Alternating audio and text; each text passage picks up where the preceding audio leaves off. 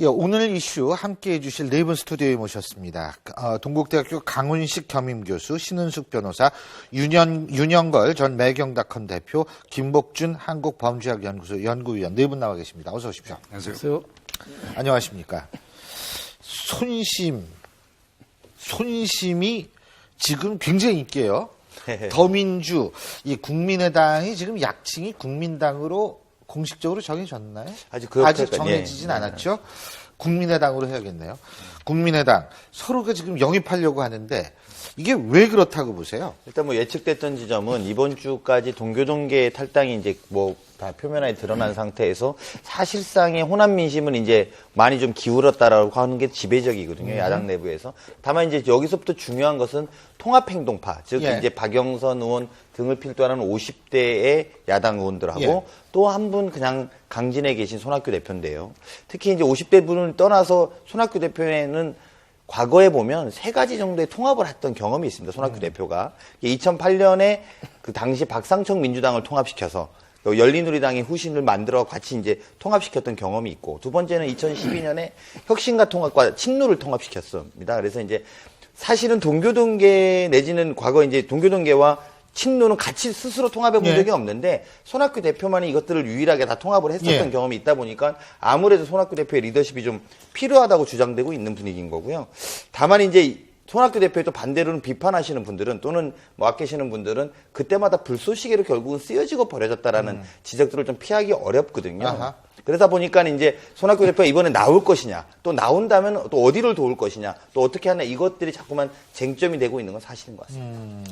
저는 더불어민주당에서 지금 워낙 급하니까 나오는 얘기지 정말 영입할 뜻은 문재인 대표는 없다고 봅니다. 정말 있었으면은 지난번에 순창에 정동영 의원 만나러 갈 때, 전 의원 만날 때 조금만 옆에 가면 갈 텐데 그렇죠. 그동안 안 갔거든요. 네. 그러니까 같은 대권 주자니까 계속 외면했던 거죠. 근데 워낙 동교동계도 탈당하고 지금 뭐 불난집 같이 되니까 급한 구를 하려고 하는데 손학규 대표 입장에서는 올 이유가 없죠.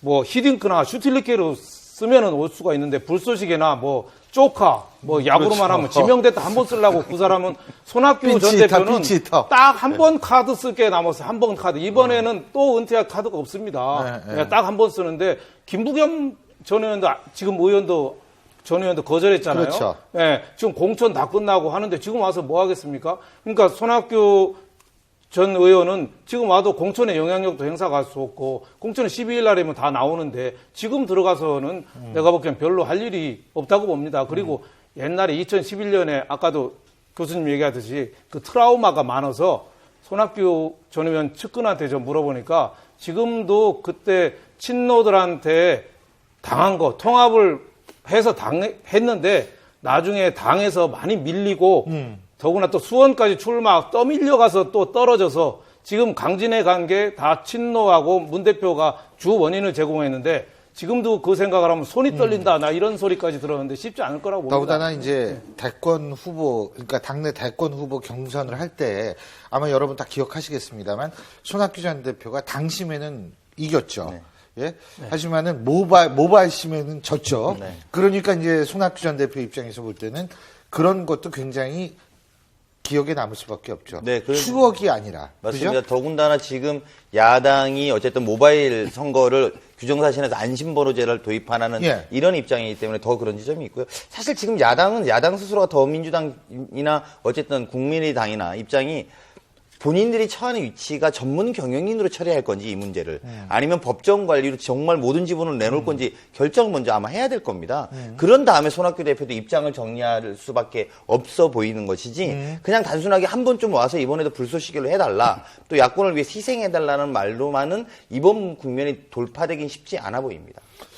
근데요, 제가 좀 여쭤볼게요. 그렇다면 손학규 전 대표가 안철수 신당, 국민의당으로 갈 가능성은 있다고 보세요? 저는 그 가능성이 제일 크다고 봅니다. 둘은 왜요? 친문에 대한 그 동병상련의 의식이 또 많습니다. 그 안철수 의원도 저 친노한테 사실 같이 당을 대표하다가도 많이 피해를 봤다고 피해의식이 있고 또 손학규 전 의원도 많은 피해의식이 있어서 서로 또 상당히 그런 점에서는 원래 그런 거 있지 않습니까? 같은 아픔을 겪은 사람은 친하고 같은 욕심을 갖고 있는 사람은 서로 싸운다. 이런 둘이 아픔을 같이 했으니까 또 상당히 그렇고 또 서로 성향도 상당히 맞지 않느냐 싶습니다. 서로 약간 중도적이고 좀 온건한 이미지. 그래서 두 분이 나는 안철수 의원이 국민의당을 지금 호남에만 좀 치중하잖아요.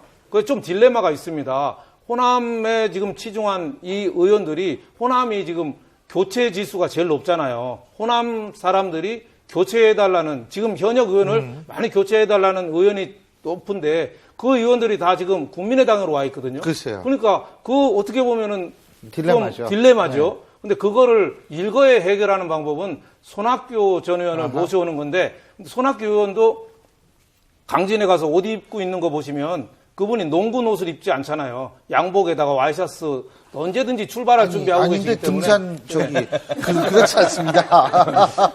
등산복을 요즘에 주로 입으시는 것 같은데 저도 조금 아는데 손 대표를 근데 이제 쉽게 국민의당 가기는 않으실 것 같아요. 제가 보는 견지에서 왜냐하면 일단 그것 자체가 정치 재개가 되는 거고 그럼 정계 은퇴를 번복하는 행위가 되거든요. 근데 그러려면 사실상 굉장히 큰 본인의 특히나 손 대표의 입장에선 과거에 한나라당을 한번 탈당한 경험이 있기 때문에 이것 부분에 소위 번복하는 것에 대한 부담이 굉장히 클 것으로 예상이 됩니다. 그리고 또 하나는 물론 이제 그 더불어민주당에서 어떻게 하느냐에 따라서 이제 이런 간극들이 좀 좁혀질 여지는 있습니다만 더불어민주당을 쉽게 탈당해서 또 국민의당으로 갈 만한 명분이 지금 있는지에 질문이 있어요.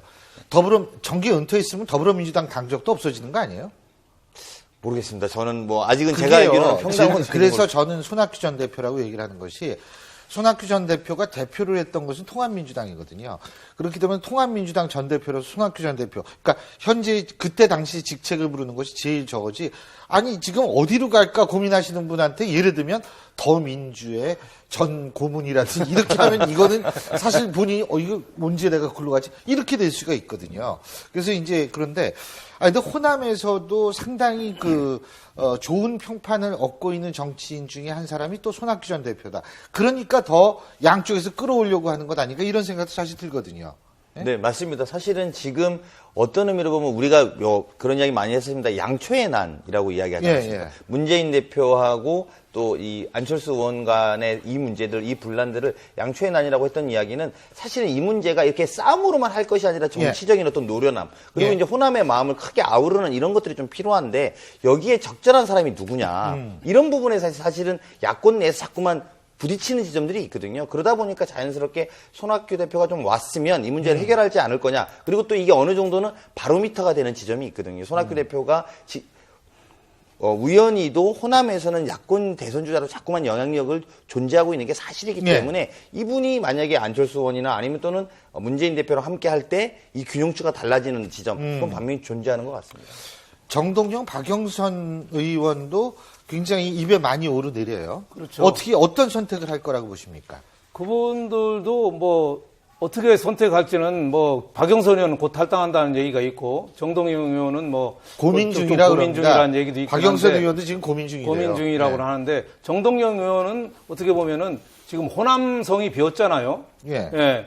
문재인 성주가 호남성 뺏기고 딴 데로 지금 대피했잖아요. 그러니까 호남성이 비었어요. 그러니까 지금 순창에 오래 계셨으니까 호남을 좀 대표할 사람이 더민주도 필요하고 모든 사람이 좀 필요한 거 아니냐. 그리고 박영선 의원은 또 국민의당도 그렇고 더불어도 그렇고 수도권에서 또 지지도가 높은 분이니까 이런 분을 또 당 대표나 이런 걸로 모셔서 하면은 상당한 명분이 있는 거죠. 특히 더민주에서 지금 탈당을 망설이는 분들이 있잖아요.